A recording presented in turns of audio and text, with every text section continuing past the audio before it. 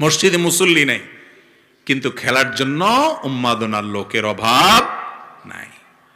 ভাইরা আমার, তার দুনিয়াতে আগমনের আগে পৃথিবী জুলুমে পরিপূর্ণ হয়ে যাবে। এই পরিমাণ জুলুম হবে যে পৃথিবীতে ন্যায় বিচার বলতে কিচ্ছু থাকবে না। জোর যার মুল্লুক তার, এটা গোটা দুনিয়ার রন্ধ্রে রন্ধ্রে প্রতিষ্ঠিত হয়ে যাবে। অনেকটা শুরু হয়ে গেছে না? দেশে বিদেশে দুনিয়াতে সারা পৃথিবীতে আজ যাদের গায়ে জোর আছে তারা যা বলে সেটাই নীতি, ঠিক না বেঠিক? ইউরোপিয়ানদের গায়ে জোর আছে, তারা যা বলে ওইটাই নীতি। আমেরিকানদের গায়ে জোর আছে, তারা যা বলে সেটাই নীতি। আজ দুর্বলদের কোনো না কথার দাম আছে, না আদর্শের দাম আছে, না তাদের কোনো অধিকার আছে, ঠিক না বেঠিক? আমার এক বন্ধু, তিনি ডেনমার্কে থাকেন, আমাকে একবার বললেন, ভাই আমার কাছে অদ্ভুত লাগে, যেই তথাকথিত উন্নত বিশ্বের মানুষেরা আমাদেরকে সবক শিখায়, মানবতা শিখায়, আদর্শ শিখায়, তারা আমাদের চাইতে অনেক উন্নত, আমাদেরকে শিক্ষিত বলে আমরা তাদেরকে মনে করি, এবং তাদেরকে অনেক ক্ষেত্রে আমাদের দেশের মানুষেরা অন্ধের মতো মানে যে তারা আদর্শবান, তারা সভ্য, তারা নাকি ভদ্র, তারা নাকি উন্নত।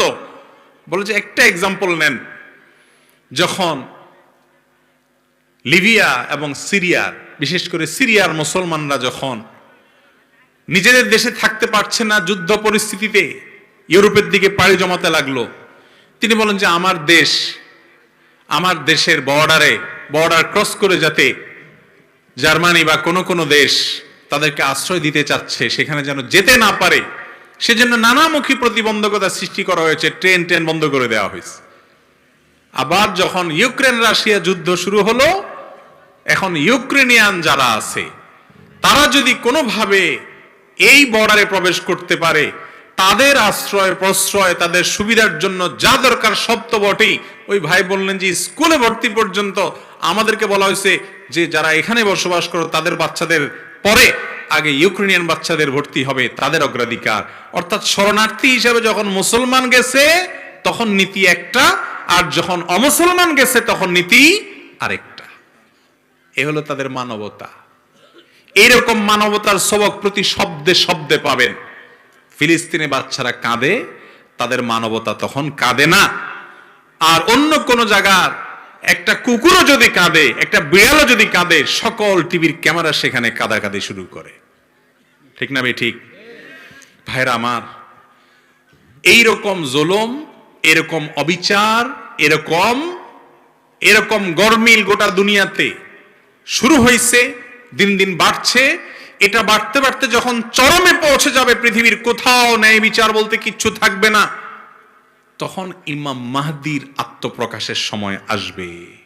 মানুষ হতাশ যখন হবে, মানুষ নেতৃত্ব খুঁজবে, তখন ইমাম মাহদির আত্মপ্রকাশের সময় ঘনিয়ে আসবে।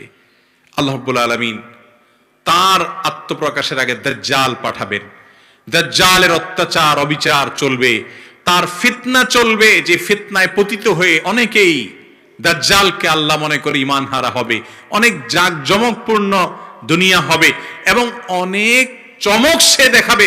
আজ পৃথিবীতে বহু চমক দেখে আমাদের অনেক মুসলমানের সন্তান বেঈমান হচ্ছে কি হচ্ছে না? বিজ্ঞানের চমক দেখে, এই চমক দেখে, সেই চমক দেখে আল্লাহর বিরুদ্ধে দাঁড়ায় যায়, আল্লাহর ব্যাপারে সংশয় সৃষ্টি হয়ে যায়। নবী করিম সাল্লাল্লাহু আলাইহি সাল্লাম ভবিষ্যদ্বাণী করেছেন এগুলো হবে, তো এরকম পরিস্থিতি হবে।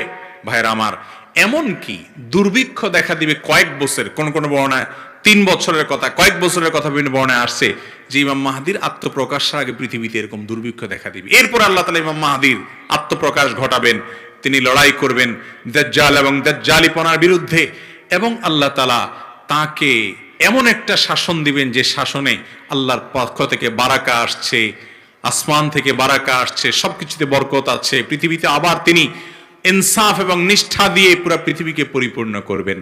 ইমাম মাহদি আসবেন এবং তার আবির্ভাব হবে। বিভিন্ন হাদিস থেকে এটি সন্দেহের আলোকে সন্দেহাতীত ভাবে এটি প্রমাণিত। অতএব আল্লাহ তাআলা আমাদের সকলকে ইমাম মাহদি আসা পর্যন্ত যদি আমরা বেঁচে থাকি, তার কাতারে শামিল হওয়ার তৌফিক দান করুন। প্রচলিত মিলাদ পড়া যাবে কিনা, মিলাদ পড়ার সুন্নাহ পদ্ধতি কি? ভাইরা আমার, মিলাদের মধ্যে মূলত দুরূদ পাঠ করা হয়। মিলাদের মধ্যে মূলত কি পাঠ করা হয়? দুরূদ পাঠ করা হয়। মিলাদের মধ্যে মূল যে জিনিসটা আছে সেটা ভালো, সেটা হলো দুরূদ পাঠ। দুরূদ পাঠটা ভালো না খারাপ? কিরকম ভালো জানেন? নবী করিম সাল্লাল্লাহু আলাইহি সাল্লাম বলেছেন, মান সাল্লা আলাইয়া মাররাতান সাল্লাল্লাহু আলাইহি আশারা, যে ব্যক্তি আমার প্রতি একবার দুরূদ পাঠ করবে আল্লাহ তাআলা তার প্রতি 10 বার রহমত নাজিল করবে।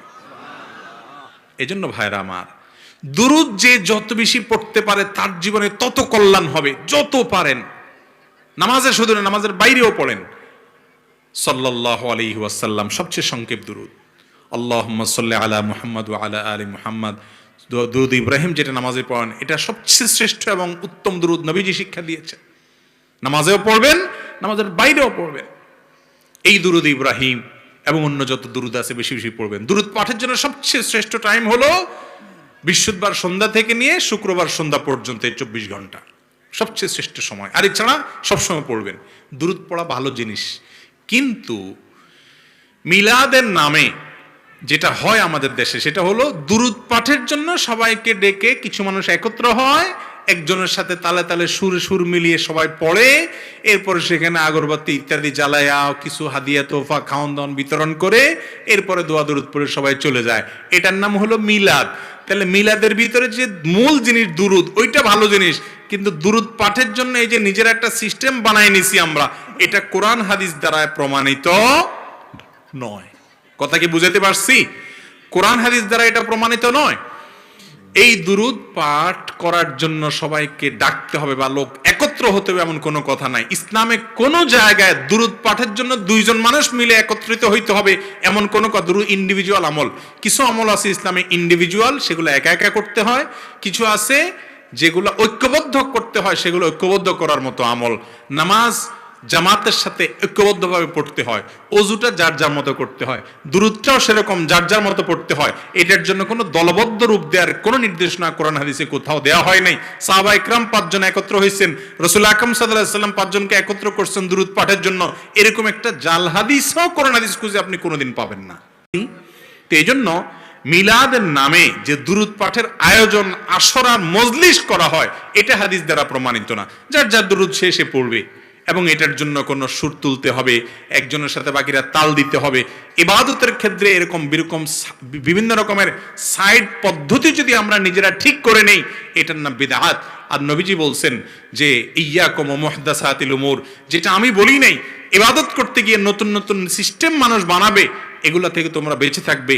ফাইন্না কুল্লা মুহদাসাতিন বিদআহ, কারণ ইসলামের নামে সকল নতুন জিনিস এগুলো বিদআত হয়। আর ওয়া কুল্লা বিদআতিন দালালা, সকল বিদআতের ঠিকানা কোথায়? জাহান্নাম।